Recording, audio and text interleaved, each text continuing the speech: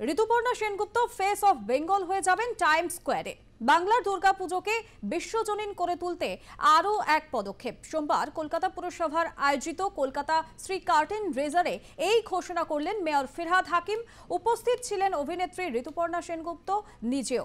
কলকাতা পুরসভার কলকাতা শ্রী দুর্গাপুজো প্রতিযোগিতা 2025-এর আবেদনপত্র গ্রহণ শুরু হলো সোমবার থেকে। অনলাইন এবং অফলাইন দুভাবেই আবেদন করা যাবে। কলকাতা শহরের সমস্ত পুজো এই প্রতিযোগিতায় অংশগ্রহণ করতে পারবেন। আজকে কলকাতা শ্রীর এই অনুষ্ঠানে এসে আমার খুব ভালো লাগছে, কারণ কলকাতা শ্রী বজায় রাখেনি কিন্তু এই কলকাতার পৌর সংস্থা।